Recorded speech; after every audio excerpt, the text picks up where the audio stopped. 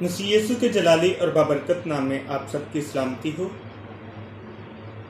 امید کرتا ہوں کہ آپ تمام خیریت سے ہوں گے اور یسوع مسیح میں بلیس ہوں گے۔ آج کا ہمارا جو میسج ہے اس کا عنوان ہے دعا، کہ دعا کی ہماری زندگی میں کیا اہمیت ہے اور دعا ہمارے لیے کیا کر سکتی ہے۔ آج ہم بائبل مقدس میں سے سیکھیں گے دعا کے متعلق۔ اس سے پہلے کہ ہم آگے بڑھیں، چھوٹی سی دعا سے ہی آج کے میسج کا آغاز کرتے ہیں۔ مہربان خدا، ابدیت کے باپ، سلامتی کے شہزادے، تو جو تھا، جو ہے، جو آنے والا ہے، دل کی تھا گہرائیوں سے تیرا شکریہ ادا کرتے ہیں کہ تو ہمارے ساتھ رہتا ہے، ہماری حفاظت کرتا ہے اور ہماری زندگیوں میں بڑے بڑے کام کرتا ہے۔ تیرا شکر ہو، مسیح یسوع کے نام میں آمین۔ آج ہم بائبل مقدس میں سے جو سیکھنے جا رہے ہیں لوکا رسول کی انجیل اور اس کا 21واں باب اور اس کی 36ویں آیت۔ لوکا رسول کی انجیل اس کا 21واں باب اور اس کی 36ویں آیت۔ پس ہر وقت جاگتے اور دعا کرتے رہو تاکہ تم کو ان سب ہونے والی باتوں سے بچنے اور ابن آدم کے حضور کھڑے ہونے کا مقدو رہو۔ خداوند پاک خدا آج کے زندہ کلام میں سے ہمیں جو سکھا رہے ہیں کہ دعا کرتے رہو تاکہ تم کو ان سب ہونے والی باتوں سے بچنے کی اور ابن آدم کے حضور کھڑے ہونے مقدور رہو۔ سو میرے عزیزو، آج کا کلام ہمیں جو سکھا رہا ہے، ہمیں جو بتا رہا ہے، ہر وقت دعا میں مشغول رہو، ہر وقت دعا کے لیے تیار رہو۔ خداوند اپنے خدا سے دعا کرو۔ اب جب ہم دعا کرتے ہیں تو ہمارا کنیکشن، ہمارا تعلق، ہمارا ریلیشن شپ خدا کے ساتھ مضبوط ہو جاتا ہے۔ خداوند اپنے کلام میں فرماتے ہیں دعا کرتے رہو تاکہ تم کو ان سب ہونے والی باتوں سے بچنے، جو ہونے والی باتیں ہیں، جو آنے والا وقت ہے، اس سے بچنے کی راہ مل سکتی ہے۔ دعا ہماری زندگیوں میں یہ اہمیت رکھتی ہے کہ ہمارا آنے والا وقت جو ہے خدا ہمیں اس سے بھی آگاہ کر دیتا ہے۔ کس وسیلہ سے؟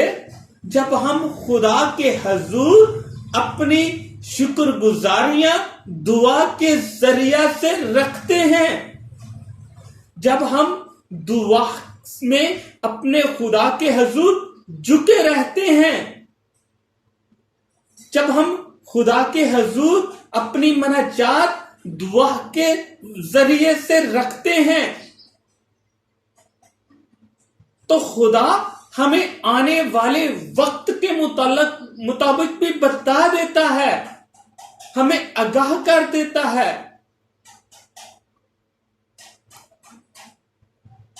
دعا جب ہم کرتے ہیں تو دعا سے خدا ہماری زندگیوں میں ایسے کام کرتا ہے کہ ہمیں آنے والے وقت کے مطابق بھی بتا دیتا ہے، آگاہی دے دیتا ہے۔ آگے فرماتے ہیں اور ابن آدم کے حضور کھڑے ہونے کا مقدور رہو۔ ہم खुदा के हुजूर, खुदा के सामने भी खड़े हो सकते हैं। जब हम दुआ में ठहरेंगे, जब हमारा तल्लुक, हमारा रिलेशन खुदा के साथ होगा, तो हम अपना कनेक्शन उसके साथ मजबूत बना लेंगे, तो हम उसके सामने खड़े होकर कुछ मांग सकते हैं। जब हम उससे कुछ मांगते हैं उसके सामने खड़े होकर, तो वो हमें अपने दर से कभी भी खाली हाथ नहीं लौटने देता। वो हमारी सुनता है, वो हमारे साथ रहता है, वो हमारी हिफाजत करता है, वो हमें मुश्किलों से निकालता है, हमें परेशानियों से निकालता है। किस वसीला से? दुआ के वसीला से। जब हम दुआ करते हैं, जब हम दुआ में उससे मांगते हैं, तो वो हमें देता है। एक और हवाला बाइबल मुकद्दस में से देखते हैं, लूका रसूल की अंजील और उसका 22वां बाब और उसकी 40वीं आयत। लूका रसूल की अंजील उसका 22 बाब और उसकी 40वीं आयत में यूं लिखा है, और उस जगह पहुंचकर उसने उनसे कहा, दुआ करो कि आजमाइश में ना पड़ो। यहां पे इस बात के मुतालिक खुदा हमें वाज़िह तौर पर सिखा रहे हैं, दुआ करो ताकि आजमाइश में ना पड़ो। हम आजमाइशों में, मुश्किलों में, परेशानियों में, दुखों में उस वक्त फंस जाते हैं जब हम खुदा से दूर होते हैं, जब हम खुदा से दुआ नहीं करते। जब हम खुदा से दुआ में उसके साथ जुड़ जाते हैं, तो हमें तमाम आजमाइशों से जो हम पर आने वाली होती हैं, हमें उनसे खुदा निकाल लेता है। हम पर उससे पहले ही हम पर जाहिर कर देता है, हम पर वो राज खोल देता है, हम पर वो भेद खोल देता है।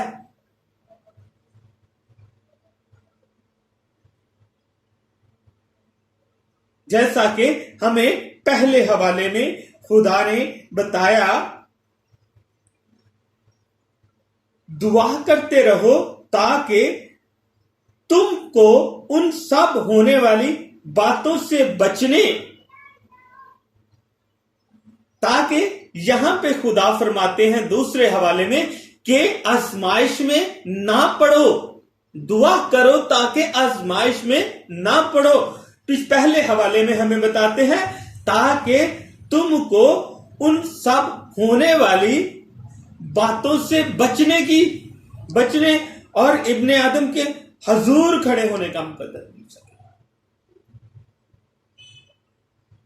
देखिए, खुदा वाज़िह तौर पर हमें सिखाते हैं कि जब हम दुआ में रहते हैं तो खुदा हमारी जिंदगियों में वो राज खोल देता है, वो बातें जाहिर कर देता है जो आने वाले वक्त में हम पर आजमाइशें आने वाली होती हैं, मुश्किलें आने वाली होती हैं। शैतान की तरफ से हम पर आजमाइश का वक्त आने वाला होता है, वो हम पर खुदा पहले ही जाहिर कर देता है। एक और हवाला बाइबल मुकद्दस में से देखते हैं, लूका रसूल की अंजील उसका 10वां बाब और उनसे कहने लगा कि फसल तो बहुत है लेकिन मजदूर थोड़े हैं, इसलिए फसल के मालिक की मिन्नत करो कि अपनी फसल काटने के लिए मजदूर भेजे। यहां पर फसल की बात हो रही है, मजदूर की बात हो रही है। यहां पर खुदा के लोग जो है अपने खुदा से दुआ कर रहे हैं, मिन्नत कर रहे हैं, दरख्वास्त कर रहे हैं कि ऐ खुदा, ये दुनिया बहुत बढ़ चुकी है, लेकिन इस दुनिया में जो लोग खुदा के लोग हैं, जो खुदा के खादम हैं, जो कि खुदा की खिदमत करने वाले हैं, वो बहुत थोड़े हैं। इसलिए और मजदूर भेज,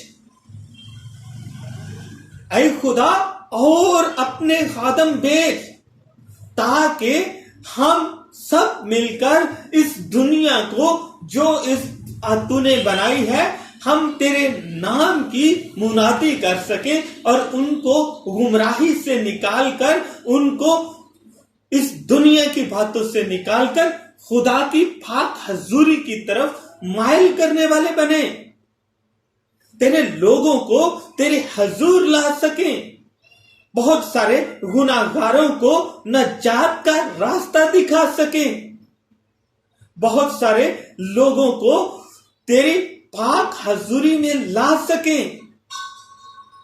इसलिए यहां पर मजदूर की बात हो रही है, इसलिए यहां पर फसल की बात हो रही है, ताकि खुदा अपने और खादमीन को इस दुनिया में भेजे, ताकि ये दुनिया जो है, हाँ, खुदा की तरफ उन खादमीन के वसीला से माइल हो सके। एक और हवाला बाइबल मुकद्दस में से आज हम देखते हैं, लूका रसूल की अंजील और उसका 6वां बाब और उसकी 28वीं आयत।